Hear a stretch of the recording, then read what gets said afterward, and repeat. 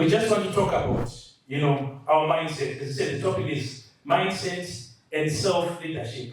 So how would you define mindset in general and entrepreneurship mindset in particular, and how and why it is crucial for the success of a business? First, I want to say thank you very much for asking that question.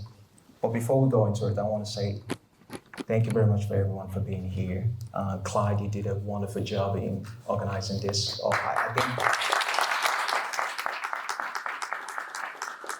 I think a lot of you underestimate the amount of planning and work that goes into organizing such an amazing event. So really want to say thank you, Clyde, for doing this and bringing everyone in here. Now, think about it this way. You've all taken out time from your place of work or your family or whatever to be here for whatever reasons, either to network, either to learn something you don't know, or either whatever it is. That idea for you to be here is making you wanting to chase something maybe you're looking for an answer to, right? Well, hopefully you're gonna find it today. Now, mindset, going back to the question mindsets. Where do I start? Mindset is everything. Mindset is everything. Now, before Clyde, let's use Clyde as an example. Before Clyde decided to start this organization, Afropreneur, he had an idea. He had this burning desire to bring Africans together to create something remarkable. It started in the mind. Nothing happens in the physical realm without it happening up here, right? I say this to my kids. Now you guys can look at me, I might look young. I like to think that I'm young. I've got four kids, right? Welcome to the club. Now, when you think about it, nothing happens in the physical realm without it happening in the mind. Now let that sink in. Now, you could think about wanting to be a millionaire, you could think about wanting to be a billionaire, you could think about wanting to, get to these particular events. But once you think about that, then you have to execute. You got to take action. You got to start setting up clear directions on how you can get there. Now, looking at my journey, looking at every other successful entrepreneur's journey, they have an idea in terms of what they want to do, what they want to achieve. Now, getting from point A to point B, there's a lot of turbulence, there's a lot of challenges that you're going to go through, but having that clarity. Now, clarity, you heard Emmanuel talk about clarity. You heard about Shiaka talk about clarity. Guys, while you're here, take advantage of the opportunity. There's some brilliant, intelligent people in this room with you. Do not underestimate the fact that you're around people that look like you. I've been through so many triumphs in my life. I've made so much sacrifice. So when Chiaka said, can you balance? I personally don't believe in work-life balance. I do not believe in that. Something will suffer. It's up to you to decide what are you willing to sacrifice. I've tried so much stuff. I've failed in so much stuff. I've lost so much money. I've lost relationship. I've lost the love of kids sometimes to be here at this stage with you. Now you got to decide, what am I willing to sacrifice? If you think you're going to earn $1 million without making any sacrifices, you're fooling yourself.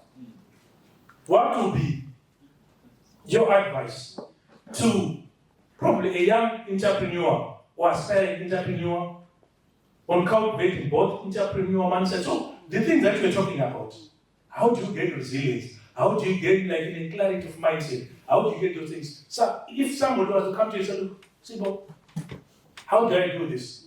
What would be your advice to them in maybe less than 30 seconds? I'll always use myself as an example. And honestly, guys, I am a living, walking miracle. In everything I do, I was brought up in a Christian home. Put God first. Put God first in everything, because I do believe that our eyes deceives us. Because what you can see today, right now, in the current present, is a lie. Because when you truly believe in your vision, that's why they say we work by faith and not by sight. Right. So if you live your life by faith and based on the vision, the calling that you've been given, putting God first, everything is possible. So for me, God first. My vision in terms of what I believe, God first, and what I believe, I don't need anyone else to believe in anything I believe in. Not my parents, not my kids, not my brother, not my sister. That's why when I left corporate, when I was earning over 6 figures, my entire family thought I was crazy, even with company account, things like that. Then I went to zero, then took a couple of years. So guys, put God first, believe in yourself, and you'll be fine. Thank you. So faith is a substance of things hoped for. Yeah. So, in short, believe in your vision. The next question. Yeah, just to speak to mindset, because what I've found with a lot of people in terms of scaling is they think that when they train people to take over their job, they're sort of losing the essence of that business. What would you say to aspiring and existing entrepreneurs in terms of their mindset that, leading or bringing up mentees? How do you adjust that such that you don't see yourself as, relegating yourself to some background and you're retiring early, or, because as that saying in Africa, I'm not dead yet, why should I retire? So just that mentality in terms of, if someone's taking over my business, how do you adjust that in your mind? I'll take this one. I think most new to business do struggle with this. I did. Letting go. When you create something, watch it grow from the bottom to the top. It's your baby. Yeah. My businesses are my babies. Letting go is very, very difficult because obviously there's two parts of it, working in the business and working on the business. Right now you've got Sandra, you've got Anastasia. Sorry, what's your name? Valerie. Valerie. Are you African? I don't know. Right? We are working on our business right now. We're getting to talk to amazing people like yourself. So for me, as a grooming leaders, training leaders, is selling the vision. I'm pretty good at that. And most leaders, most business owners, if you're not doing it, you should be doing it. Selling the vision. You're consistently selling the visions to your managers. You're consistently selling the visions to the new leaders. Your aim is how, as Anastasia said, how can you fire yourself, get rid of yourself so you can work on the business and not in the business. Hopefully that answers your question. My question is for Collins. You made mention of... Who's talking? Oh, sorry. Sorry, I'm like your voice. You made mention of going down to ground zero and then coming up again. So my question is, how do you rise from that level and also maintaining a good mental health? Do I look normal to you? Listen, I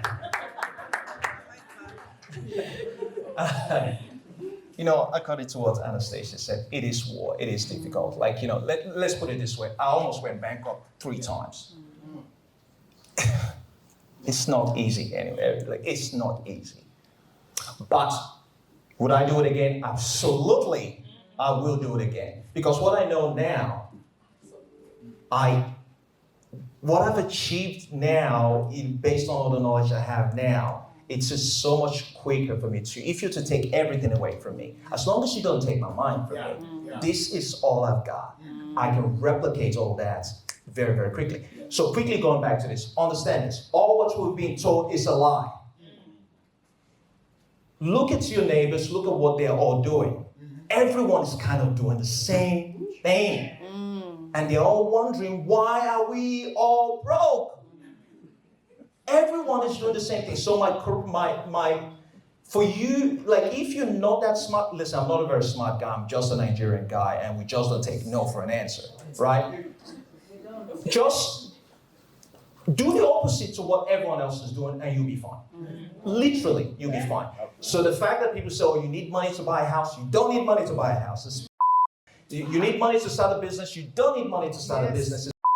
Do you need capital to do? No, you don't. You don't need any of that. You can buy a property with no money. You can buy a business with no money. You can own whatever you need to own. You just don't know how. That's why you come to this type of events. That's why you get yourself a mentor. That's why you work by faith. Now, I'm talking like I'm a preacher. I'm not a preacher, but I truly do believe in God. I truly do believe in God. And if you believe in God, what the hell are you afraid of? It makes no sense. So that's just my opinion. If you truly believe in God, you're fine. Excellent. A round of applause. Very short, brief introduction about themselves before we round off. I'll start off here. Well, guys, my name is Mayaki. I'm from Nigeria, from a family of 7. We migrated to Australia in 1990, and we migrated to an area called Fairfield. Guys, trust me, Australia's really changed a lot. It's growing up here, going to school, the little ones cover a year. We became very tough very, very quickly after getting bashed every week, always fighting. But fast forward, I was so lucky enough, went to University of Parramatta and started multiple businesses and things like own multiple businesses. And I've got 4 kids, and just right now I'm just living the best version of my life and finding ways on how I can improve myself on a daily basis as well. So thank you very much, everyone. A round of applause for the coming. I want to say thank you guys again and take a photo before you get off the stage. I'll have the moderator of the video. Did a very good speech. Sandra did a very good speech.